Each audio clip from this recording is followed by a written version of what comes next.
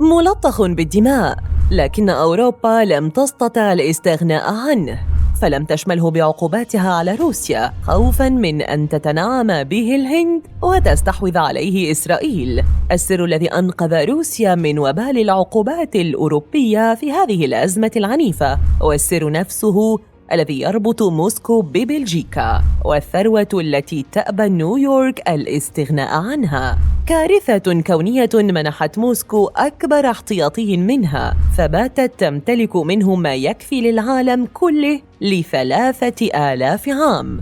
تابعوا معنا هذا الفيديو عن الألماس الروسي، لكن لا تنسوا الاشتراك في قناتنا وتفعيل زر الجرس.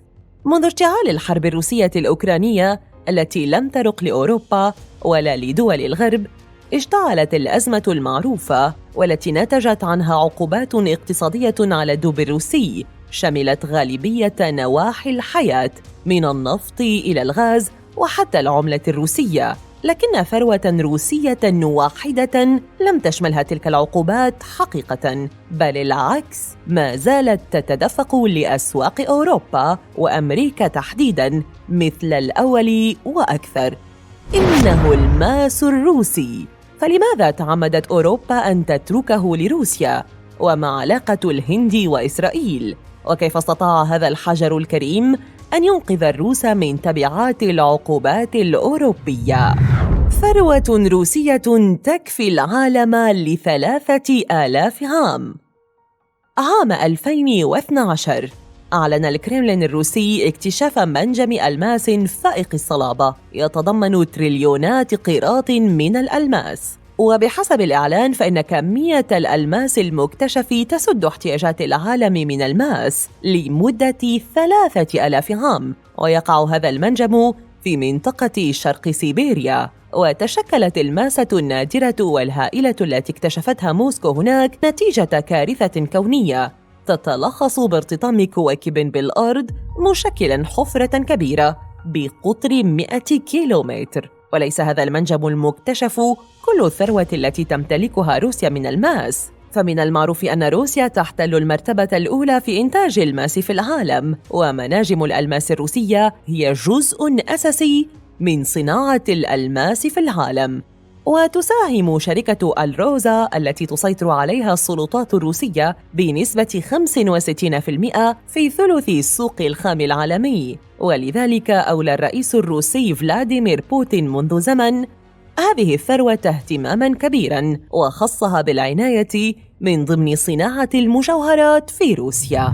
ثروة خارج العقوبات الغربية. لم يدخل الألماس الروسي ضمن العقوبات الغربية على روسيا، بل على العكس تماماً. ما تزال هذه الثروة تلقى طلباً كبيراً من الدول الأوروبية، خاصة أمريكا وبلجيكا، فتجارة الألماس الروسي متواصلة وتدر ملايين الدولارات شهرياً على موسكو، حيث يتم نقلها كماس خام إلى الهند ومنها إلى المتاجر الفاخرة في الجادة الخامسة بنيويورك، أكثر وأغلى الشوارع تسوقاً في العالم، على مرأى ومسمع الحكومات وباقتناص من تجار هنود وبلجيكيين.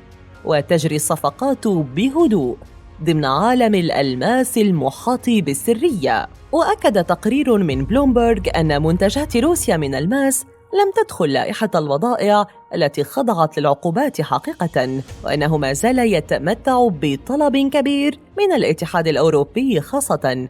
الإجراء الوحيد الذي تغير أن عملاق التعدين الروسي الروزا توقف عن نشر معلومات المبيعات أو التجارة، وذلك ربما لحفظ ماء وجه أوروبا التي تعلم جيداً أنها الخاسر الأكبر في حال توقف تدفق الألماس الروسي. فأمريكا وحدها تعد سوقاً مهمة يباع فيها نحو 50% من جميع الماس المصقول في البلاد. والسوق البديلة ستكون اليابان والصين وإسرائيل. أما المستفيد الأكبر فهو طبعاً الهند، التي تدعم تجارة الماس فيها ما يقدر ب1,000,000 وظيفة. أما بلجيكا فسوقها سيتضرر كثيراً في حال حظر الماس الروسي، ما دفع رئيس الوزراء البلجيكي يصرح بأنه لا ينبغي معاقبة الأحجار الروسية. طبعاً، ف80% من الماس الروسي الخام يتم تداوله عبر مدينة أنتورب الساحلية في بلجيكا. ومن المعروف أن تجار الهنود يسيطرون على حي الألماس في هذه المدينة. كذلك في حال أغلقت هذه الأسواق في وجه روسيا، فالهند تفتح أبوابها وجاهزة لسد الفراغ. وليس الهند فقط، إسرائيل أيضاً، فبحسب صحيفة لو بوان الفرنسية، فإن منظمات متخصصة في روسيا وإسرائيل تخترق قطاع الألماس الروسي، وبإمكانها التحايل على العقوبات. ومن هؤلاء التاجر الروسي الإسرائيلي ليف ليفيف، أحد أكبر تجار الألماس في العالم والمقرب من الرئيس فلاديمير بوتين.